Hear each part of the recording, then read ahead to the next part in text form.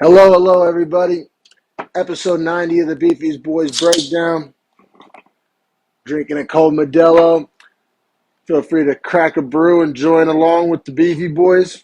We love talking fights, and we'd love for you to join along with us and listen and comment and be a part of the action. And yeah, we love the UFC. We love MMA. We love talking about it. That's why we do this. We're 90 cards in a row. Episode 90 of the Beefy Boys Breakdown. Here's Harrison right now. And we're back. My God, man. Episode 90, Beefy Boys Breakdown. We're going over the main card of UFC Fight Night, Volkov versus Rozenstruik. And, man, I got to say, I wasn't hyped for this main event. So I just, like, I'm at this point with Volkov where it's like, and they talk about it when he's walking out. He's been a six-time UFC main eventer. But we're into this, like, circular logic with Volkov where it's like, why is he a main eventer? Well, because he's a main eventer. Like, you know what I'm saying? Like, he's only a main eventer because he's main evented in the past. And I've watched, I mean, in the Beefy Boys era, I think we've done, what, 4 or 5 Volkov main cards. And, I mean, has any of them? I mean, Aspinall was exciting because of what he did to Volkov. But Volkov, as far as what he brought to the table, I mean, Volkov gone, snooze. I mean, like, I'm trying to think of the last, like, time I had fun watching a Volkov fight. I'm going to word that way. When's the last time you had fun not watching a Volkov fight, watching Volkov in a Volkov fight? I guess when he fought Overeem, because Overeem just got so wild with him that he knocked him out. But that was February of last year. Was it? Was it that recent? Yeah.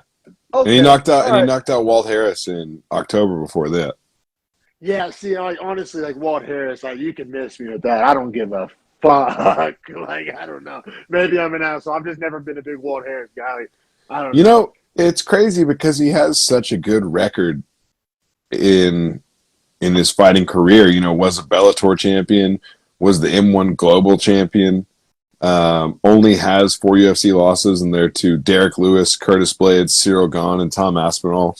So, I mean, he sits right where he belongs in the division, if you ask me. I mean, he's ranked 7. He potentially could be ranked 5, you know, as far as, like, how I see the division as it currently stands, if I was just going to rank them based on where I think they are. But what I think is actually important about Volkov is, like you said, he's a main eventer. He's just a really good test for a top 5, like, sort of guy in the heavyweight division. Well, and this is what you're right. You're right. I don't disagree with anything you've said. The past couple, like you said, Gahn, Aspinall. It was the changing of the guard, right? That fight served a purpose because it got them where they needed to go. And he beat Overeem in that same shade before those fights. This one, though, to me, Rozenstruik and Volkov are the same guy.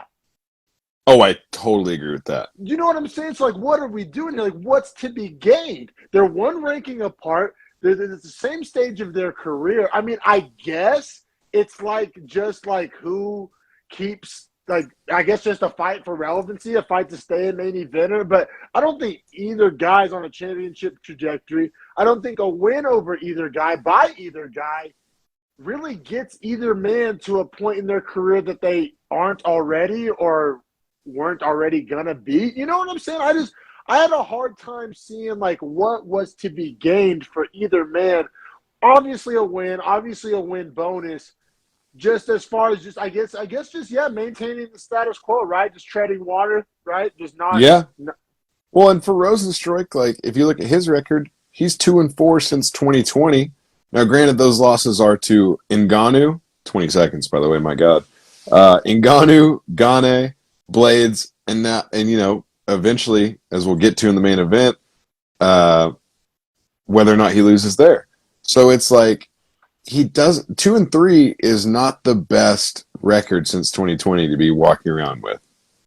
Yeah, and to be getting rewarded with main events with is, like, kind of where I'm coming from. And I agree with you, and I think it's because he's a flashy fighter, but you know, his wins over, like, Arlovsky and Overeem and Dos Santos and Sakai, for those a lot of those, that well, you know, like exactly right. Because, like, JDS and Overeem, literally the end of their career. Arlovsky, like, I Yeah. don't even know what to think about that one. He just caught Yeah. Arlovsky. And then Sakai, it's like, well, Sakai's not really who we, I guess, thought he was. Yeah, I'm So not a Sakai guy at it's all. like Rozenstruik beats who you think he should and loses to who you think he should. Like he's a good guy to guard the top 10, whereas I feel like Volkov's a good guy to guard the top 5. And that's kind of how I see these guys coming into this fight.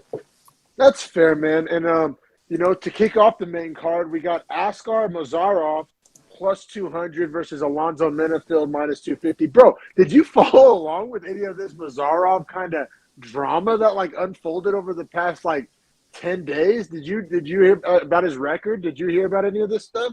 No, what? It was weird, dude. I don't remember anything really like it. I just saw it like on Twitter. It turned out to be true. So like apparently when this fight was booked, because this was Mazarov, I think it was his debut or his second fight. Anyway, he hasn't been not a lot was known about. Yeah, debut. Yeah. It's his debut. So he came, when this fight was booked, they thought he had like 2 losses. They thought his record was like 20-2, and it looked like outstanding. He looked like the next young Eastern Bloc killer. And then like people start digging up. You can't hide shit from the internet. And by the time the fight went down, they had found like 12 more losses, professional losses. Yeah, Like, I mean, right here it says he was 19-12 coming into this fight. Like a couple weeks ago, he was 19-2, and then Menifield like went off a little bit in the post fight. They're like, I mean, he said something about his record. He mentioned it briefly. He didn't get into details, but when they're asking him why he was so pissed, this guy, like I still don't fully understand how you hide a record or what that even really means. But yeah, this guy went like in a match, and I'm sure the UFC isn't happy with him. You know what I'm saying? I feel like they probably bought a lemon. You know what I'm saying? Yeah, no, yeah. And yeah, it was just a weird. I don't remember hearing this storyline ever before, especially not like back in the day. This shit would happen, right? In the early days when a lot of fights weren't televised and there wasn't as many media, and you could and maybe fight records weren't closely tracked. Like now, there's websites dedicated to it. Yeah. So like back in the day, shit like this would happen, or like even like one of the Gracies claims to be like 500-0, but he claims like seminar victories and like training sessions and shit. That's those guys that did that are probably the inception of the guys that created Tapology. You know what I mean? Like those guys probably created Tapology for that reason. Yeah, like we gotta vet these Brazilians, but right. Yeah, like we gotta compile these fight records because dudes just be lying and saying they're champions of anything. Yeah. So I wanted to bring up that storyline. It's MMA related. It was like kind of buzzing around the internet this week, and I can't recall a like similar type of scenario. So that honestly, I was a nut hair away from including a Menifield in my parlay. Because of what I found out about Mazarov. But Menifield has proven that, he has holes. He's not a perfect fighter, which nobody's perfect, but you see what I'm saying? Like I didn't feel comfortable, like, making my 5-legger a 6-legger based on Menifield. Like, my faith in Menifield, you know what I'm saying? It seemed that'd be like riding Eric Anders. That's real tough. Yeah. Oh, don't get me started. You know how I feel about Anders. But yeah, man, this fight taking place in the light heavyweight division. Mazarov coming in at plus 200, Menifield minus 250. And like I said, I mean, I liked Menifield coming into this one, just didn't want to put my money on him. But he looked fucking fantastic, and he dominated Mazarov in brutal, violent fashion. Yeah, it was very violent. I think that's the perfect word for it. Got 2 takedowns, got reversed, then immediately got back up and retook down Mazarov. But dude, the timing on those takedowns was impressive from Menifield. Like, because I didn't expect it from him. Like, that seems like a level up to me. Like, it couldn't have been really like that was like. I mean, nothing's perfect, but those were like perfectly timed takedowns.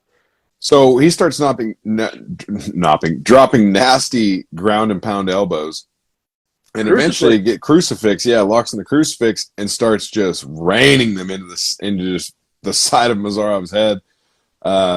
Thankfully Herb Dean steps in and stops it. Mazarov looks pissed about the stoppage, and it's like, bro, you were about to get destroyed. He could not get his arms free. Yeah, no, me and my wife were literally like screaming at the TV to stop it. And like that doesn't happen. Usually it's the opposite. And my wife's not a softest. She's usually like, oh, why'd Herb stop it early? Because it's always Herb. But no, no, we were both like, okay, we've seen enough. Like this is just and that's what the crucifix is, right? Like by definition, the crucifix removes intelligent defense. So yeah, exactly. There should never be like you should never contest a stoppage that takes place from the crucifix position, because otherwise you're kind of just a sick fuck. Right, yeah, like you're just Yeah, inciting like violence. you just want some gore. Like go watch a snuff film. Like I don't know. Well, Minifield as well is credited with 4 minutes and 19 seconds of control, and the fight took 4 minutes and 40 seconds. So there's only 21 seconds of the fight he doesn't control. Yeah, man. Like I said, I mean, because Manafield's always been like a plus athlete. I mean, if you look at him, he's built like a goddamn, NFL linebacker. I mean, he was a semi-pro football player. Oh, he looks like it. I mean, I could spot football pecs a mile away. The shoulders and pecs, yeah. Yeah, you can't. It doesn't look like a fighter's physiology. It really doesn't, yeah. It doesn't. Like fighters have that Hamzat Diaz chest. You know what I'm saying? Like, but. And fighters' midsections are usually like a little different too. They don't get that straight V. Yeah, you're right. Yeah, and it's usually football players are too front heavy. Fighters and wrestlers are like, oh, it's all on the They're back. Yeah, exactly. That's why you don't see it on the front. Yeah, for sure, man. But yeah, man. I mean, like I said, I came into this fight liking Minifield and kind of disliking Mozarov, and I kind of emerged feeling the same way. Now I gotta say, Minifield's a weird guy, and like he doesn't really make a lot of sense to me. Like when I hear his interviews, like post fight, because like his post fight was wild. In the ring, I get it. You're angry. You're adrenaline. He said he felt. He said, "I know he's from Ukraine. He feels all entitled to shit, but that's whatever, man. You can't be making up your record." I'm pretty sure that's what he said. Yeah. So that was kind of a weird take. I was like, "That's the weirdest take." Like, I don't connect those dots. Yeah. Like I didn't have a problem with it in the cage because it's like on some Michael Jordan, like create a reason to like want to kill this guy. You know what I'm saying? Like ooh, that's a good take. That's a good take. You know what I'm saying? It didn't bother me in the cage because like athletes have been doing that for a long time. Like even if you don't have a real reason not to like the guy, fuck this guy. You know what I'm saying? I get that. And I took that personally. Yeah, exactly. So but bro, so like they do the in octagon and then like 30 minutes later or 45 minutes later, Levy or Andral or whoever, Senko. Yeah, what do you say in that interview? Because I missed that. I don't know verbatim, but it didn't make much more sense in the in-person. Like, he just kind of is a guy that doesn't make a lot of sense. Like, he's just not like a well-spoken guy. Like I couldn't follow along, bro. Like, that's what I'm saying. Like he's like Anthony Edwards. You ever heard an Anthony Edwards interview? Minnesota guard. But Anthony Edwards is like cunning and funny, and like I feel like there's a method to the madness. He's kind of a troll. Like dude, because he brings out the flip bone and shit. Minifield literally, bro, just like seems like kind of like an unstable guy. Like bro, just like the logical like trail just like hops like all over the fucking place. Like there's not like I don't see how he gets from like where he's getting to where he's going, but he ends up there. Like, he ends up there. It's like that Diaz syndrome. You're just always pissed for no reason and you don't really make sense. Yeah, but it's also like... But he seems more collected than a Diaz brother. Like, a Diaz brother is just like, yeah, fuck everybody. Don't care. They talk shit. We fight. Whatever. Yeah. He's out there, from what I can tell, saying shit like, yeah, man, I do this for my family. Like, that's what I want. You step in here with me, like, you're going to have a problem. And it's like, but you already fought. Like, why are you still mad? Like, what is that? Like, if it's for your family, then, like, you should be cool right now because you just won. Like, why are you pissed? No, he did, like, literally, bro. Like, I was trying to keep up. I was trying to give him the benefit of the doubt. I was trying to connect the dots. Hey, man, I mean. Like, that didn't even make sense to me after the fight when he said that. Like, I immediately was like, wait, well, if it's just for your family and, like, your livelihood, then, like, you just won, bro. Like, what do you mean? Like I said, man, I was cool with it when it was in octagon, like adrenaline's pumping, whatever. He did, but bro, like he made maybe even less sense in his like backstage interview. Like I don't know what to say. Like I'm not trying to watch him on a podcast anytime soon. But yeah, Minifield gets the win. I do want to watch him fight again, which is cool because he's a fighter, not a podcaster, so that works out for him. And does not get a bonus. Doesn't get a bonus. Dude, they were stingy with the bonuses. Stingy with them bonies. Jesus. I mean, so yeah, keeping it pushing to the next fight though. We got some sweat back on your neck here for the O'Day Osborne leg of your parlay. He is going to be like 4 of 5. Well, and I got to say, sweat is the perfect word. This is the bet that I felt least confident in. Which at minus 195, it wasn't even the smallest odds kind of back you up there though. That's still a very losable fight. it's a losable fight. Molina was a smaller favorite though, Minus 180? and I felt better about Molina, really worse Or about Blanchfield, you his. mean, right? No, No. Blanchard was like minus 500. I got Molina was like minus 180, I believe. Yeah, minus 180. So like that's Oh, what I'm shit, saying okay. about small money lines. Oh, Molina, yeah, I'm sorry. I'm thinking of the fight before him. But yeah, Ode Osborne. I didn't. Here's the reason why I felt nervous about this, and any sports fan out there will relate. I was betting on Osborne's potential, and you know what they say: potential gets you fired. And we've seen Osborne underperform. We've seen him Yes. underperform. Yes. I remember his first fight in the UFC. We're like, oh, this guy's a little overhyped because they were selling him as like the flyweight savior. Um, Yes. They sold and, him like Manel Kopp, and I didn't understand both either of them sell. together. Manel Kopp fights next week. I'm like, I don't think I'm going to bet him. I think he's going to win, but I don't think I'm going to bet him. I'm like, there's no way Kopp and Osborne. Anyway, we'll get to it. But like, I'm going to have to put a saucy 100 on Yuri. See, bro. We'll get to that. We'll end on that. Don't let us end without talking next week. Like I said, Osborne minus 195. He's fighting Zaruk Adeshev plus 165. 4-3, salty record. Salty record, and it's like I said,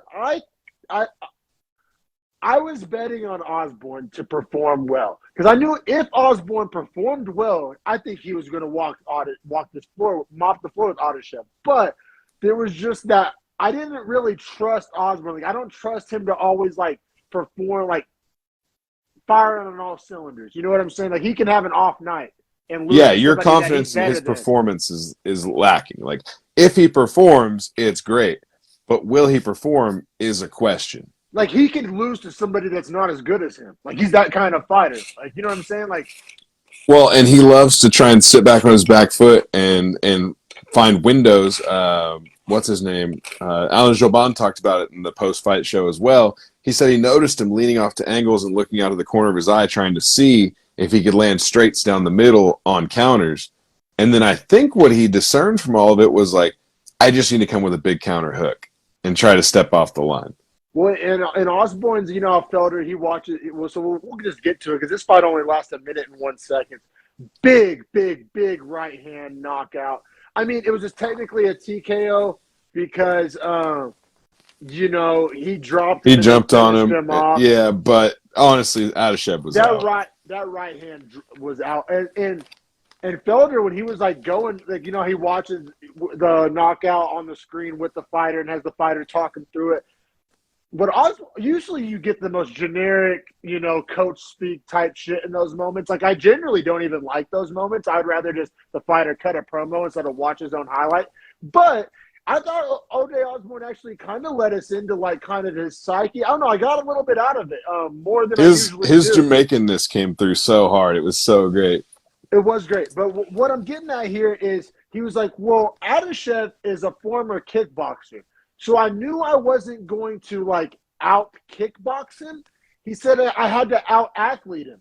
He's like, I wasn't going to hit him with anything technical. I had to hit him with something he said athletic. I knew it. Yeah, he said I knew it couldn't make it a technical fight. It had to be an athletic fight. I do remember that. Now that you're saying that. Which I thought that was just really, I thought he let us like in behind the curtain a little bit. I thought that was interesting. I don't know how many fighters would admit that. And like, I don't know. I liked the confidence, and I liked it because he was being honest. He wasn't trying to sound cool. He wasn't trying. Really felt that way. So I know obviously that was successful for him, but do you agree with that take? Do you think that? I mean, what do you think about that approach? Do you like that he was? I think he is one of the more athletic flyweights. So if you're going, I think fighting to your advantages, your physical advantages, is smart for like a fighter. Like. He probably is going to be more quote-unquote athletic. I know that's kind of a weird subjective term. People have different meanings of it. But I think what we're meaning here when we say athletic with Osborne, like fast twitch, explosive. I think he's probably more explosive than almost every other flyweight not named Davison Figueiredo. I mean, that's pretty fair. We're talking combine athleticism. Seems like God, who's fighting Moreno? Our boy, Kaikar France. He's pretty explosive too. You're right. You're right. I don't But think I get he's your nearly point. as like fast twitch though. No, I yeah, think because he's a yes, I agree different with you. kind of athlete. He is very athletic. But I I think he think that's probably a has better cardio. dangerous. I think it was smart and good in this fight, and is like an intelligent approach. But I think it's a dangerous approach as well to try and like preemptively decide like, oh well, this is what I'm going to have to do, and then because like what happens if he ends up being a better striker overall? Like, granted, I mean, he didn't really try it, and it worked out. You know, great. It was his game plan. He executed perfectly.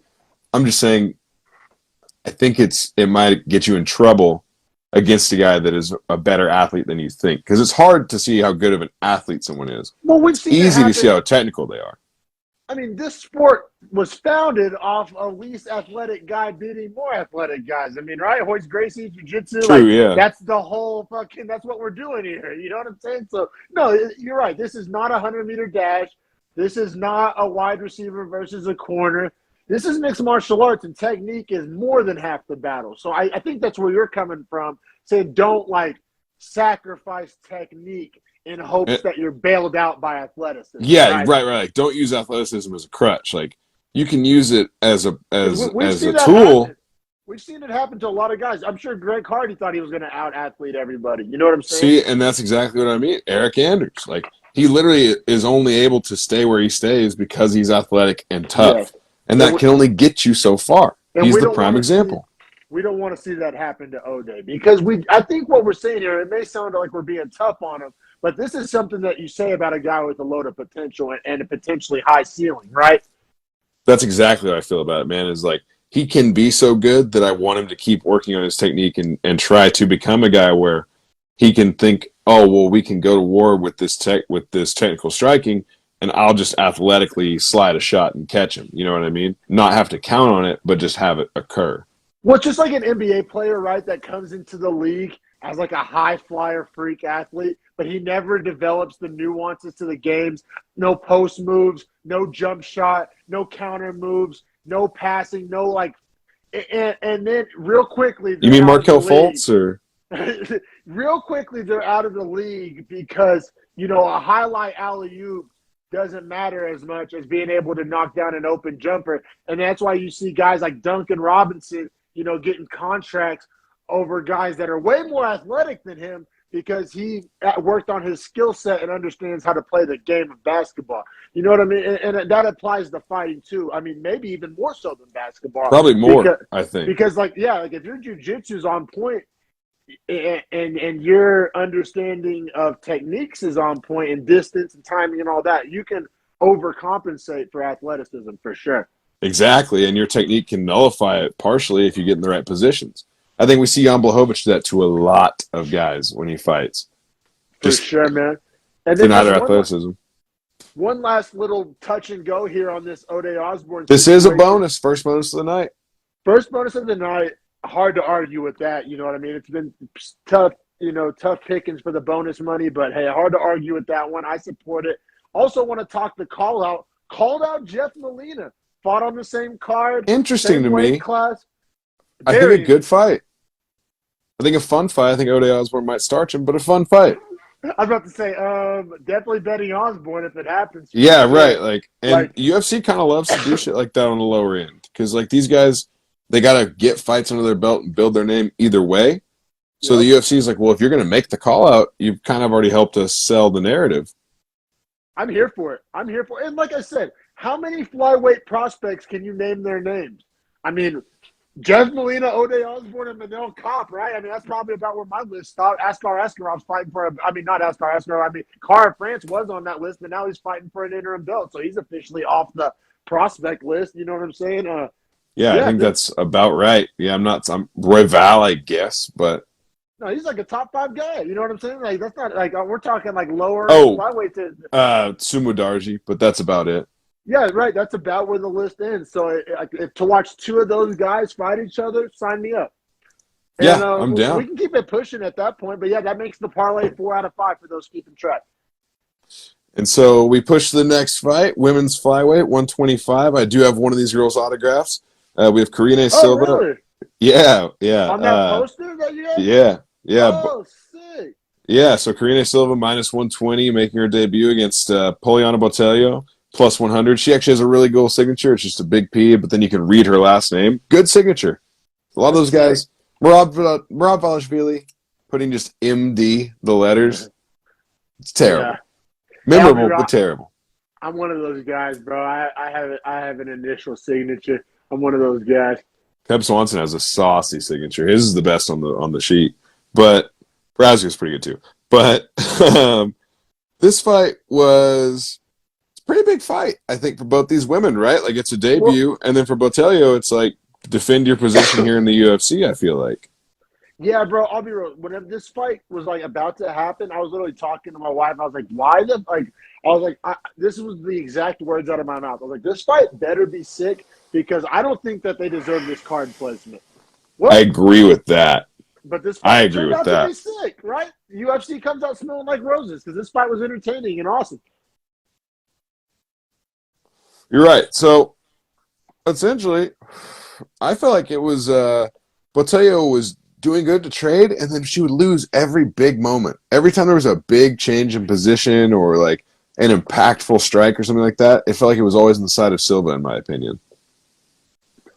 See, I'm going to push back a little bit. For what it's worth, I had Botelho win in the stand-up. I thought I'm not saying was gnarly. She landed big hooks multiple times. I mean, Silva was having some good forward pressure and some good body kicks, and I mean a few punches. I felt like the kicks were hurting her. I think that maybe that's fair to say, but I know this is kind of like oversimplification at its finest. But it's like if we're talking uppercuts and hooks to the face versus body kicks, I think I know where I lean there. But she also dropped Botelho with that big right. She did. Yeah. So that is fair to say. And then I'll be real. Like maybe it was a lapse in concentration on my part. I felt like the Darce kind of came out of nowhere. Like, I mean, the round was almost over. I thought we were going to see a second round. Yeah, it was funny. It was almost like the Darce was like way too obvious whenever it was like starting with like 11 seconds to go. And I was like, oh, well, obviously she won't just let her like lock her hands and roll. And then there's a guy in the audience yelling out, Darce!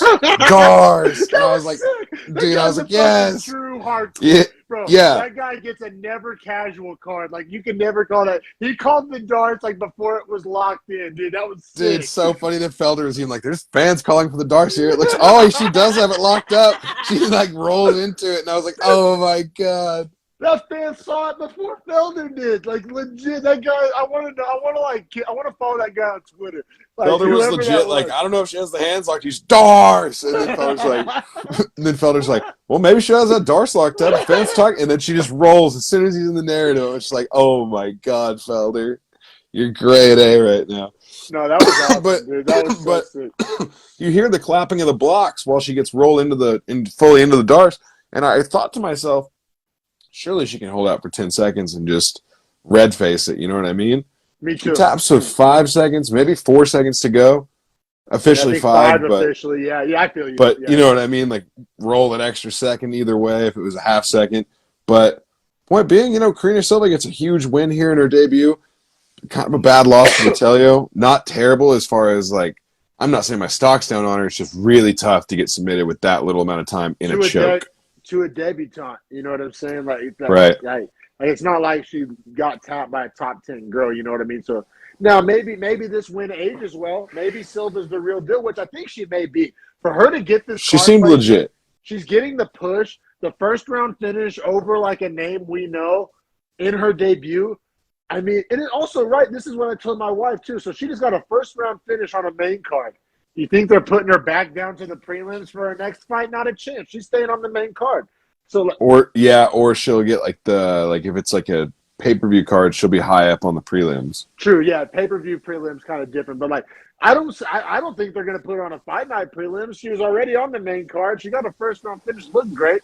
I mean, I think she's like marketable. She seemed like super friendly, super sweet. Seemed really cool. Yeah. Yeah, and like I think the same thing is true with Fakhretdinov, to reference back to the prelims. Like, he was a really cool guy when he came across in his interview as well. Yeah, no, fuck with Dion, man. I see bright things in his future, man. Like, Me I think I'll too. be buying that rookie card when it drops. But, like, Coal all in the train. But, same with Silva. I'm not saying all the coal in the train, but I'm going to get the shovel. We're going to go get it. I don't know if I'm I'll, throwing it. I'll say, man, maybe this is a little bit of a hot take, little medium, mild sauce take.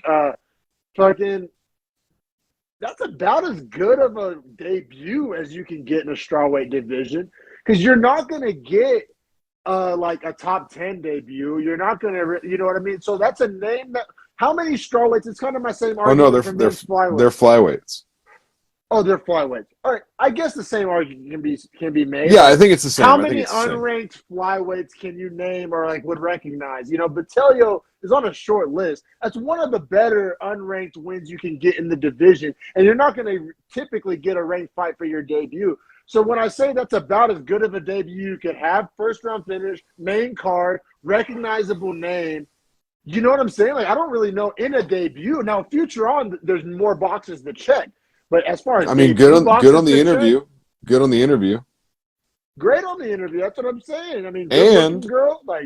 And if you want proof of the UFC pushing her, she is also a recipient of $50,000 for her sub. Now, do I agree with that? Hell no. But I think it's impressive, nonetheless. You know why? Though it's impressive. And this is something I didn't know. I didn't know that like women don't typically get Darces. I want to say it was the second Darce ever by a female. Or maybe it was a second ever female flyweight. Either way, honestly, it's impressive. It's either the second Darce ever by a female or the second Darce ever by a female flyweight. Like I said, either way, and if you're setting records in your debut, I guess not technically setting a record, but you know what I'm saying? Like that's joining a short list. Joining a short list. Like I said, yeah. I thought there's maybe somewhere else they could have gone with the bonus money. I do like seeing people get bonuses in their debuts, though. And it was a sick Darce. So, hey, well, I don't know. You can go either way there. But, yeah, I guess we can. Oh, also, one last little touch and go on Karine Silva. 11 first-round finishes. That's gnarly.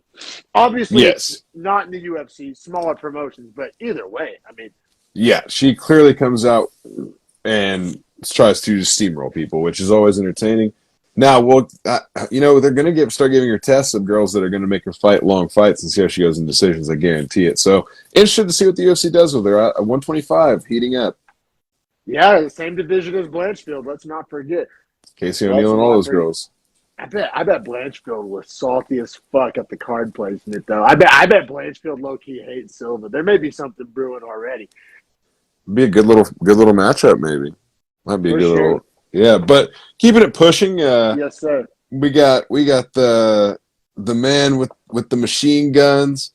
You know what I'm talking about. Michael Trizano minus 225. How's your family? How's your family? Michael Trizano. How's your family? This got the Tony Montana tat on the back, essentially. With the Italian flag. Yeah. So sick. How's your family? Yeah, how's your fam? He's slinging gabagool every day. Even when he's not at work. He's fighting Lucas Almeida at plus 125. They're featherweights. Plus 185. It was minus 125 for Trizano and plus 185 for Almeida. Did I say minus? Yeah, I'm sorry. Yeah, I meant to say plus 185. No, you're good, brother. And then what weight class was this? Featherweight. Okay, yeah. I thought it was featherweight. I skipped it. I missed it.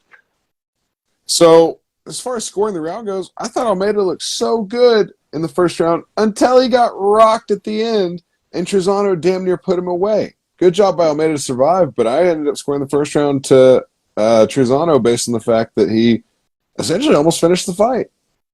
Bro, I don't know if this is a hot take or not, and this fight was not in my parlay, so I mean, I was essentially unbiased. I do like a little gabagoo, but hey, who doesn't? But I feel like I was pretty unbiased.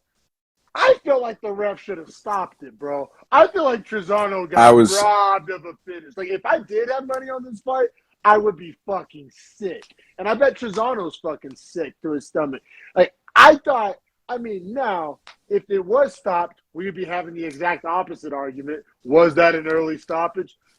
But we have that argument so much more often than we do what we're going to have to argue about. Well, bro, and then I mean, a little bit of a spoiler. We get to the main event, take all that into consideration and juxtapose it against this non-stoppage, it's hard to kind of reconcile. Am I wrong? Like I said, you can't really say I'm a Trizano homer. Like, I kind of like Trizano, like, ironically, but, like, you know, I guess I do kind of like him. But, like, I don't know, were you yelling at your TV? Like, I thought it was like a stop. I thought – and let me paint the picture I wasn't here. yelling for it, but I was extremely surprised that it did not get stopped. Because Trizano dropped him with a left hook, and then before he hits the mat, The he's knee. on his way down, he lands a fucking the dirtiest, sickest, dopest knee ever.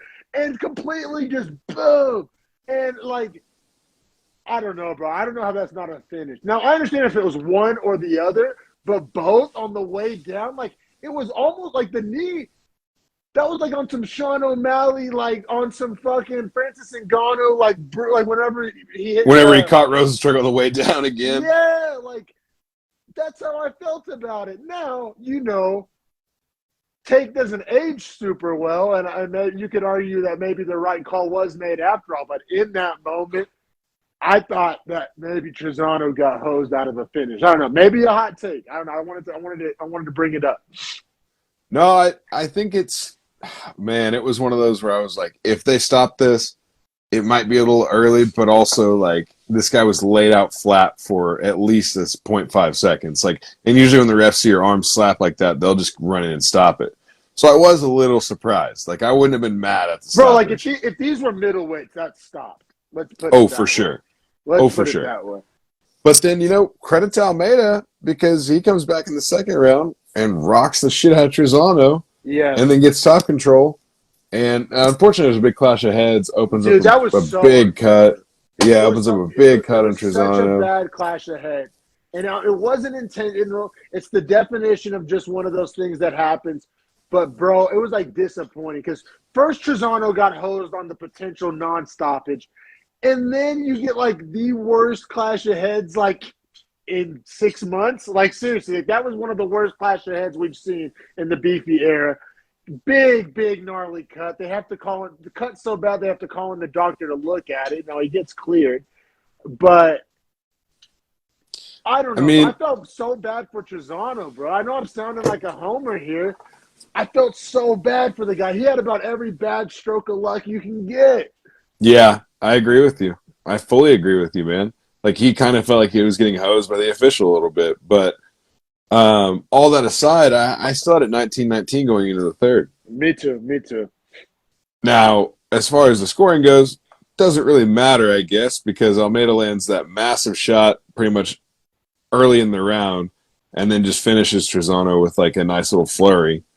Bro, that ground and pound was so It was pretty brutal. It was pretty brutal because Trizano was pretty much out. It was a weird kind of ground and pound. You don't usually see fast ground and pound. You know what I'm saying? Right. It was like a speed bag ground and pound. It was just Right. like it was, Yeah, it like was so fast. Yeah, it was just like, oh. Yeah, it was wild. It was overwhelming is what it was. Yeah, so Almeida gets the TKO finish 55 seconds into round 3. I mean, Trizano debatably gets robbed here. But a good fight. But a good fight. And Almeida did survive and recover. I think this got fight of the night, right? And yes, this did get fight of the night, which I think deservedly so. Yeah, Trizano goes home with a little scratch in his pocket, and you know man. Hopefully he gets some good, some good gravy and sauce and some gabagoo, and he gets back on the horse, man. But he's one of those guys. He's never gonna be great. And listen, I've probably given him too much praise. Although I'll say there's probably a reason he's this high on the card. I think the UFC sees the marketability, likes the exciting fight style. I don't think I'm the only one out there that likes Michael Trizano. But, you know, really the takeaway is Almeida, because you're right. Hey, opinion aside, he did a lot to be, like, excited about for a guy making his debut against a tough guy. Yeah, tough debut. Michael Trizano 10-2 coming into this fight. Almeida 13-1. So, like, no slouch on either side. And we know Trizano is a damn good fighter. So, for Almeida, like, you know, good start in the featherweight division where you pretty much need to have that kind of a start to really even get your name up there before 4 or 5 fights. Yeah, and hey, getting a bonus is a good way to cut the line. Like if it's you and a bunch of other prelim featherweights, you get viewed in higher regard because you Yeah, can do something. showing chin and power, both selling points. Yeah, for sure, man. And yeah, like I said, that fight kind of left a bad taste in my mouth, but was a fun one. And we can keep it pushing to the co-main event. Fifth parlay leg. Fifth leg of the parlay, and you could argue the most meaningful fight on the card. It was my main event. I'm gonna grab a claw real You're fast good, before we bro. dive into it. But like I said, Yeah. this fight I valued as my main event. Yeah. And continue with what Harrison just said. Both from a betting perspective and a fan perspective, I feel like you can kind of juxtapose both simultaneously. And it's like, this was the fight I cared most about. I think this fight had the most on the line. I think this fight has potentially a future champion in it. I think this fight's going to age really well for both guys. I think there's just so much that can be said about this co-main. And on the main event, there's really nothing nice I can say about it besides like, oh, yeah, I've heard of these guys before. So, yeah, like I said, the people's main event, the Beefy Boys main event, and we got Movsar Evloev at minus 425, the 13th ranked featherweight, fighting Dan Ige plus 320 at the 10th ranked featherweight. Now Evloev is 15-0 coming into this one, and Monster. Ige's coming off the loss to Korean Zombie, right? Is that what it was, or was it? I forget. Let's see. I have it right here. Dan Ige's last loss was Josh Emmett, and then the Korean Zombie before that. Oh, so he's on a 2L streak. Oh, I thought it was a 1L streak. And he beat Gavin Tucker before that, and then lost to Calvin Kattar before that. God, so he's what, 1? But coming into this one, he was 1-3. 1-3. In his last 4. Yeah. Ooh, I'll be real. Hearing that, it kind of seems like how the hell is he still in the top 10? 6 wins before that for him though. Yeah. And then the Kattar fight was a 5-round war in which he got real fucked up, I recall. But decision still. Then he KO'd Gavin Tucker, and then he lost 2 decisions to Korean Zombie, who obviously fought for the belt, and then Josh Emmett. That Gavin Tucker win doesn't age well. Like, that doesn't mean anything to me at all. Yeah. If anything, the decision loss to Emmett was boding the best thing for him because Emmett's such a power striker. It shows Ige at least has good defense. Well, and then just on a personal narrative, like fan note, like Ige lost me a fan when he literally like just gave he lost the fight to Korean Zombie. Korean Zombie didn't beat him. Like I that was one of my hottest days on the podcast. I just was so baffled at what I had witnessed, and I was so frustrated because going into that fight, I was a big Ige guy, and he lost me. He lost me literally as a fan in that moment. Hey, call me a fair weather fan if you want. But and then Evloev, man, we've been high on him since before anybody knew his name. And don't all you out there start acting like you Evloev experts now. Because I checked the night of the fight, he had 7,000 Twitter followers. And yeah, we've probably known about him since before he had 3,000. That's what I'm saying, man. We've been just – the thing is, and I'm not – this is going to sound kind of arrogant or weird to say, but if you know MMA, you can't not be excited about Evloev, right? Because he has shown no weakness. Like, not just since we've watched him, like, apparently ever.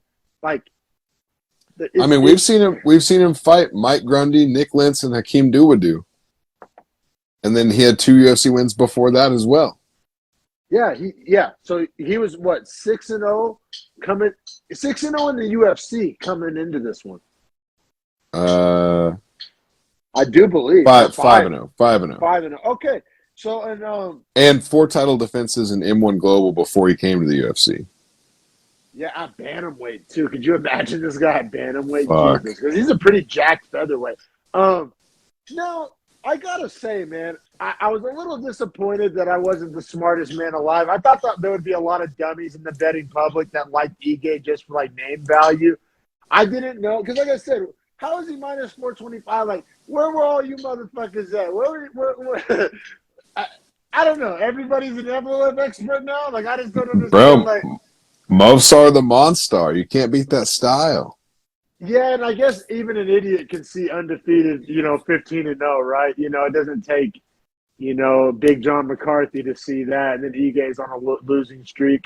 Yeah, I feel you. I I'll be think real. I thought I, I was going to get better odds on this one. I I honestly was a think little. I honestly think public perception of casuals is when you see an undefeated Russian, you just literally assume that he's insanely Hammer it. good. Like I Hammer think it. Khabib like set a standard for casuals where they're like, "Oh, this dude's from Russia, he's undefeated.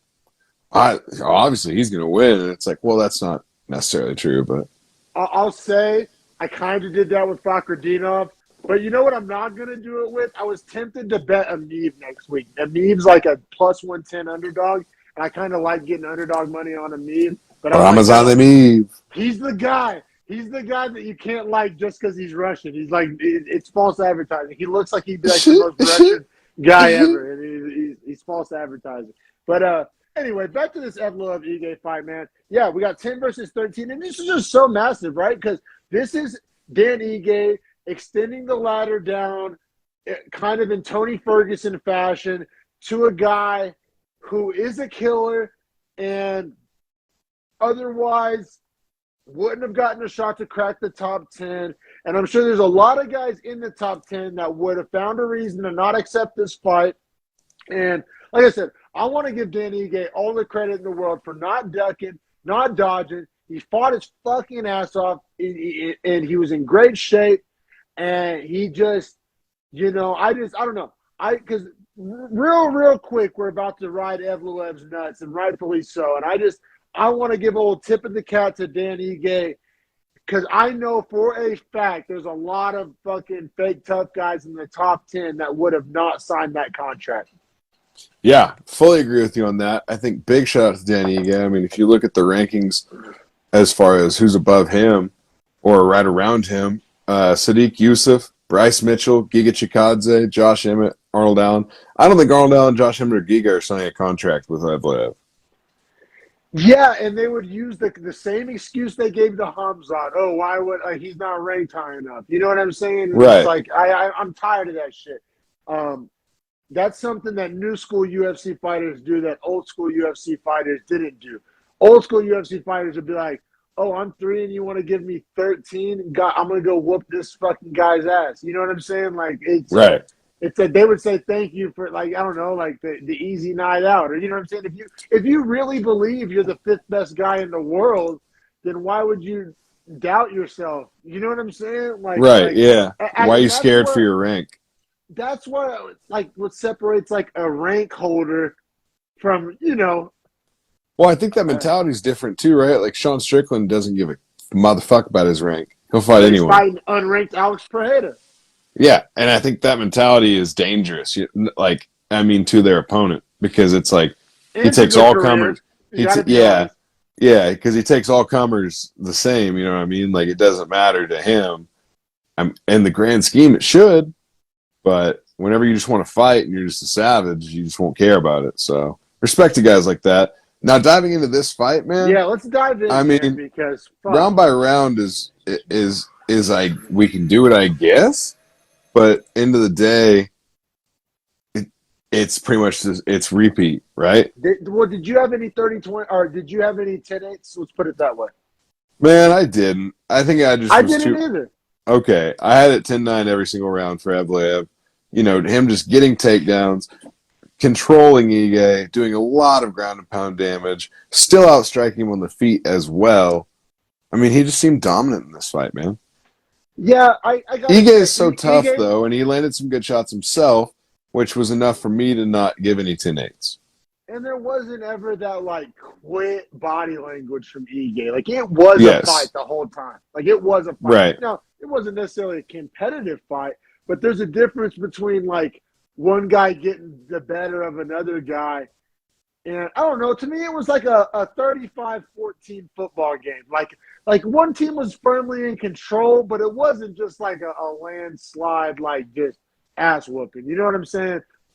No, I fully agree with you. Like, it kind of was an ass whooping, but it was one of those like competitive ass whoopings. Yes. Yeah, you're right. And hey, call it a backhanded compliment if you want. We're trying to be as nice to Ige here as we can, but Yeah. we're also not fluffing it up. Like, there's something to be said. Ige was fighting back. He was fighting hard. He was, forcing some scrambles. He was I think never like Evloev is fully. just a force to be reckoned with, honestly, man. I think he's very, very good.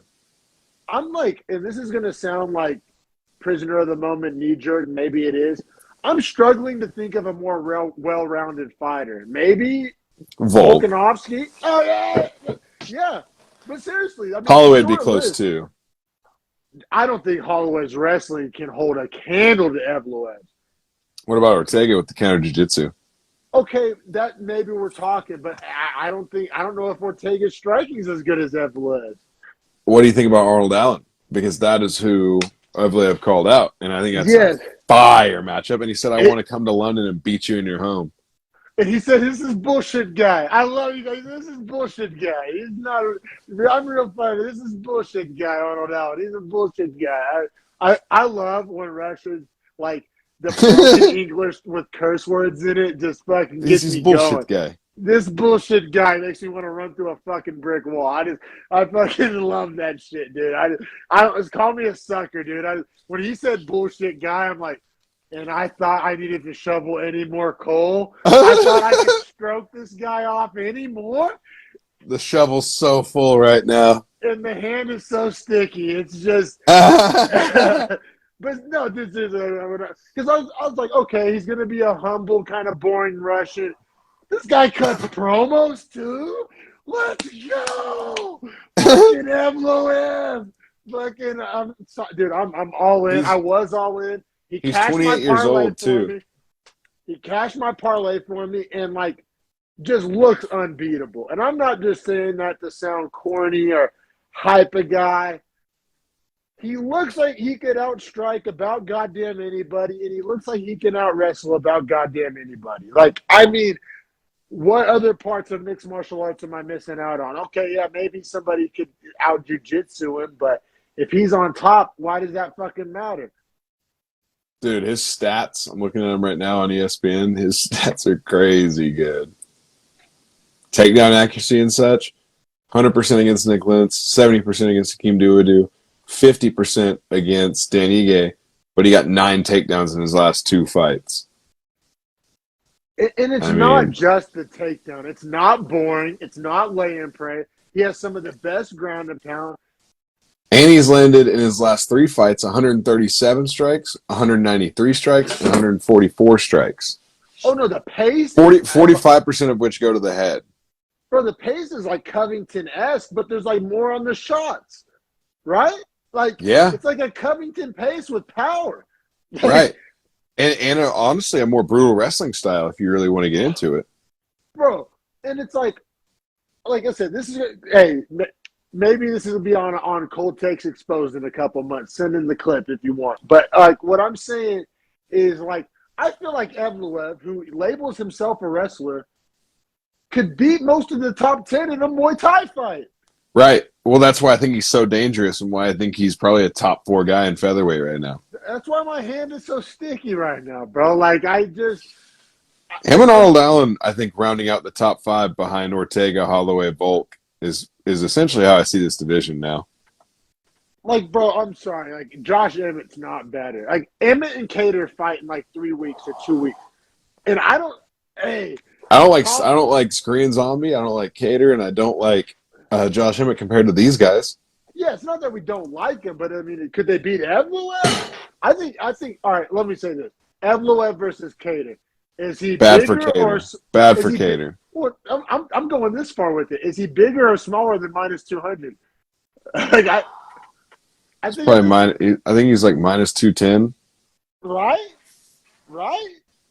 Like, no, Arnold Allen's interesting because Arnold Allen looked equally as dominant. But I think, the Ige and a Dan Hooker win are pretty, like, comparable, right? Losing I feel like they're close. Veterans, and then I feel like bases. They're close. And then I also think to Evloev's credit, his fight style is so well-rounded. He's so troublesome for everyone else in the division. Arnold Allen's the only guy that can wrestle with him besides Bryce Mitchell. So he literally called out his problem. Well, yeah, obviously. I mean, before getting to the championship. I guess Ortega as well. But aside from those guys, Bryce Mitchell, Ortega, and Arnold Allen, nobody else in that division can wrestle with him currently. No, man, So and it's hard for me to imagine. I'm sorry. I like Arnold Allen, and I know after Arnold Allen's fight, we were nut riding him just as hard as we're nut riding Evloev right now. You don't have to remind me. I know. But what I'm saying is, it's hard. At the end of the day, it's hard for me to imagine a Brit out wrestling a Russian, right? I mean, maybe that's an yeah. oversimplification, but and I think Evloev's a better striker than Allen. I think Allen has nasty hands and pushes a dope pace and is a good athlete and is well rounded, but I think Evloev's striking, like as far as kicks and knees and elbows, and you know what I mean. I think it's more versatile. Yeah, On I think he some, transitions into his wrestling much better too, and he has strong attacks on the legs. It's not all upper body attacks, but he's you know really what? good at riding the upper body. This is going to be like kind of like a random, irrelevant take, and I'm just kind of spitballing here, but it's like, all right, what Charles Oliveira's like Muay Thai and Jiu Jitsu. I think Evloev's like the wrestling version of Charles Oliveira. Like you sub out the high level Jiu Jitsu for the high level wrestling, but you have Oh, like like the he's a high really end adequate striking. striker, but as soon as the grappling gets involved, it's like, oh no, you just stepped into his world. Like he kind of reminds me of Oliveira, but like a wrestling version instead of a jiu-jitsu version. Weird analogy. I know it's like when apples the fucking pineapples, but like Well, does he not kind of have the Khabib tools? Because he can strike very adequately, but he can wrestle his ass off. bro, I'll be real. I never saw Khabib throw some of those kicks that Evloev be throwing and knees So to what I'm the saying, he head. might be a more qualified striker with just a slightly less qualified wrestling. Yes. I was about to say I don't But think is he's that like switch off not better? It's almost more versatility, right?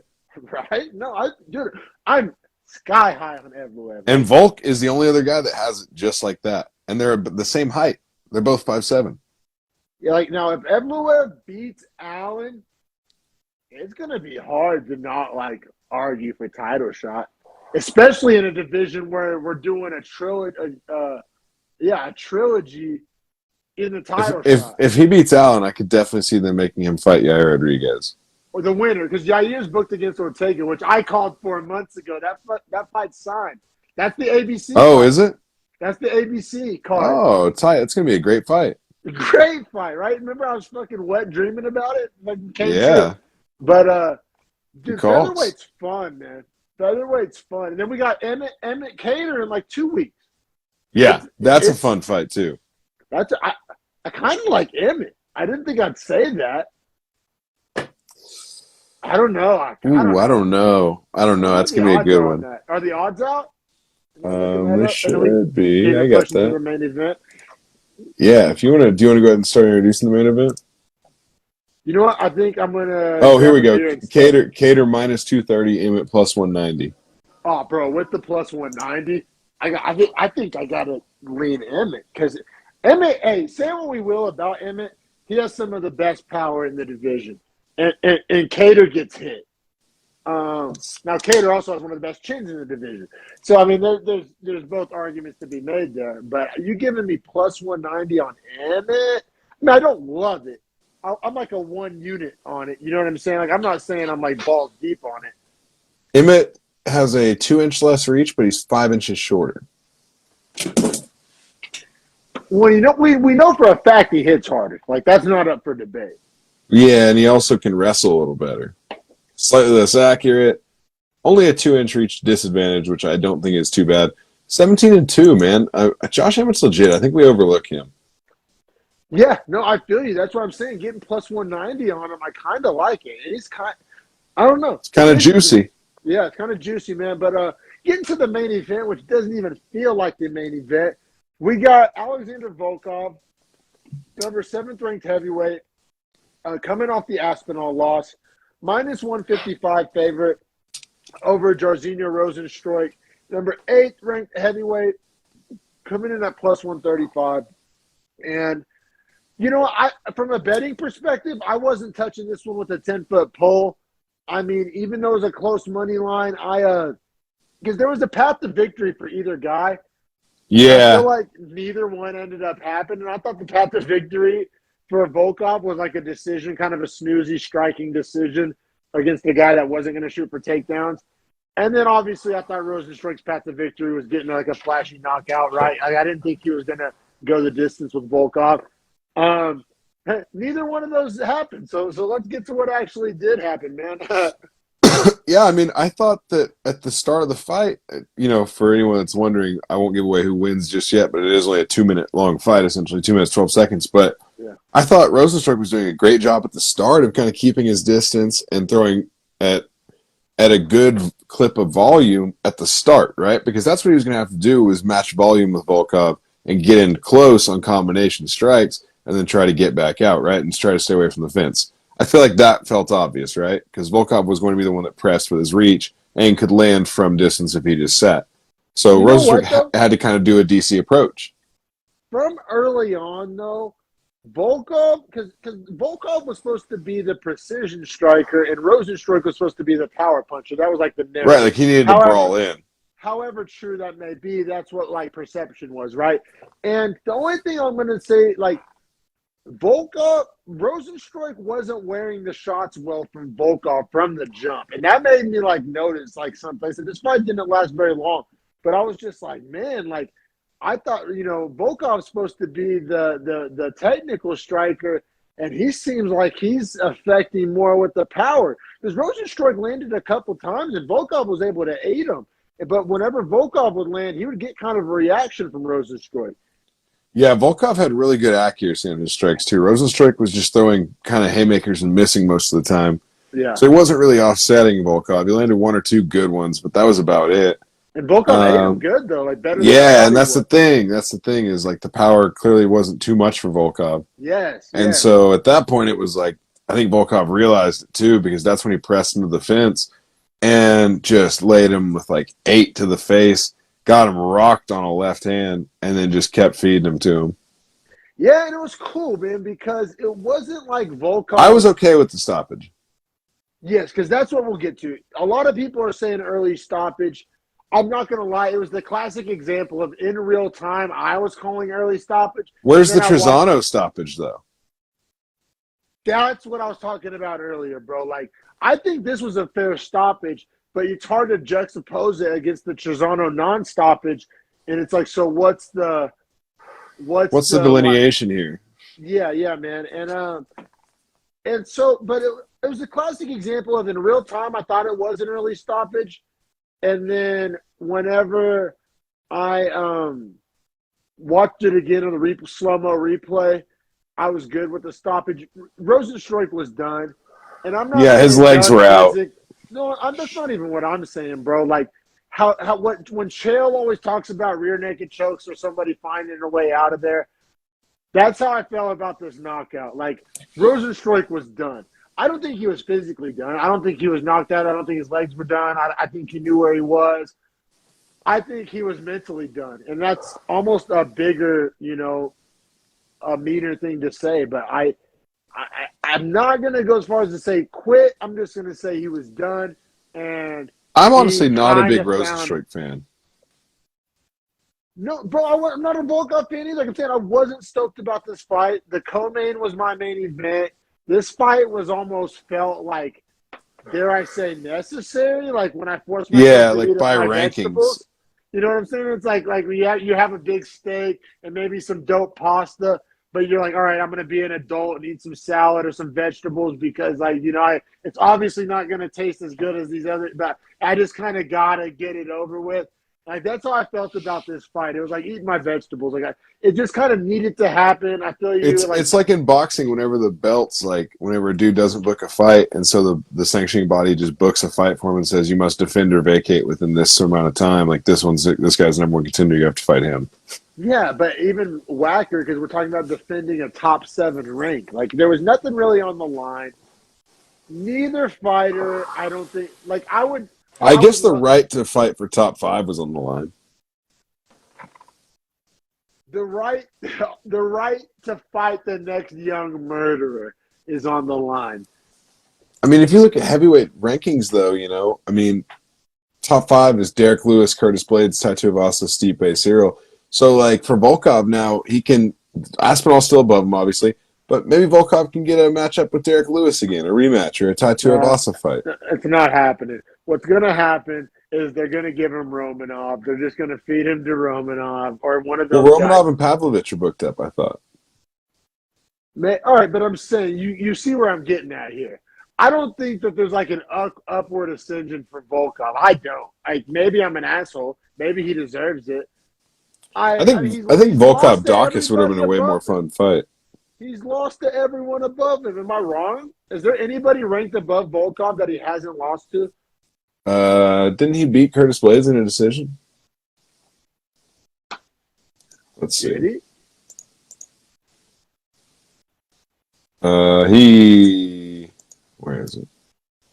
Lost the decision to Curtis Blades. Yeah, that's what I'm saying. Lost to That's what I Shogun. thought. Lost to Derek Lewis. Lost to Tom Aspinall. You're correct. He has And lost to everyone Garner, ranked above him. he hasn't fought. He has not Garner? fought Ngannou. He does not want that smoke. Yeah, what is it gonna? Yeah, so I'm saying like what? Whoever the next young, maybe the guy who wins Ultimate Fighter this year, I don't know. Whoever the next young heavyweight is, maybe it's Usman's brother. I don't know. Fucking whoever's next in heavyweight is. I mean, that's what they did with Aspinall. That's what they did with Gon. That's why I'm not stoked. Like I just didn't think there was like a positive outcome for either guy. In the same shoe, if Rozenstruik was the win, it's not like he's getting a fucking dope matchup next to. I think these are just guys, they're gatekeepers. Yeah, that is exactly how they feel. That's why I wasn't pumped this main event, honestly. Me neither, man. Me neither. All right. Quick touch and go on next week. I think I already have my parlay for next week. Ooh. Hear me out. I got Fiallo minus 155. Brendan Allen minus 225. Shevchenko minus 720. And Prohaska minus 195. Shevchenko's down to minus 625 now. Even better. That And means then chumps are betting on Santos. What chumps? And I have Prohaska at minus 200. See, Prohaska. I know you're Prohaska McGee, bro. I'm getting tentative, man. I just watched this like Glover documentary last night. Don't get sold by the Glover BS. Oh, dude, I'm getting sold by the Glover because, bro, I felt the same way whenever Glover fought. Polish Hammer, I fucking Blachowicz. I felt the same exact way. I was like, oh, Blachowicz is gonna murder Glover, and then what happened? So it's like Blachowicz laid an egg is what happened, and I don't think Prohaska's different. Yeah, he is, man. He is. He is. He is. And I'm going to need him to beef up that parlay. That's what I'm most, out of my parlay, that's what I'm most nervous about. And Brendan Allen a little bit too. Brendan Allen beatable. How you feel about Joanna Lee does not go the distance? I don't feel good about it. I'm not betting that fight, bro. I don't know what to think about that fight. Joanna hasn't fought in forever. Whaley's lost.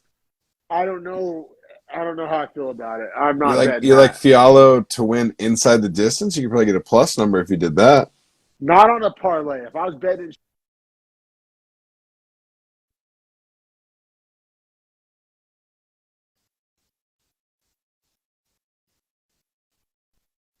What's that? Oh, so I'm just like Captain Obvious Parlay McGee. I like obvious parlays. Like I like Fiallo inside the distance. I do, but not on a parlay. Like if I was trying to find value for a single bet, but not on a parlay. What about maybe Josh Culibao plus 200? I don't really care. I don't know. I'm just not like invested. I don't know. Like I don't feel strongly. All right. So run me your parlay one more time. I like Fiallo, Brendan Allen, Shevchenko, and Prohaska. Those are the only ones I feel like confident about. There's a couple other like coin flips or maybe this or those are the only fights I feel like fucking book it. Like I feel like fucking locks of the week. The Evloev is interesting. That's what I was telling you about. Evloev getting plus money, but I feel like it's fool's gold. Evloev can lay eggs. It's fool's gold, man. I'm not touching. Do we get Ramadan Evloev or Ramazan Evloev? You know what I mean? Is he eating or not? Right, bro. But hey, man, this was a fun one, man. Episode 90 of the Beefy Boys Breakdown. Coming up, man, in-person episode for International Fight Week. Cannot wait. Flight is Yes, booked. sir. I'm seeing you in a couple weeks, man. I'm so stoked. Yeah, it's gonna Seriously, be great. 3 we're gonna weeks. have fun, 3 weeks man. from tomorrow. We're gonna have fucking fun, man. Hey, bro, have a good night. Thanks everybody that's watching. Like and subscribe, comment, share some videos. Thanks everybody that watched, man. Have a good night, brother. Yes, sir. I'll talk to you soon.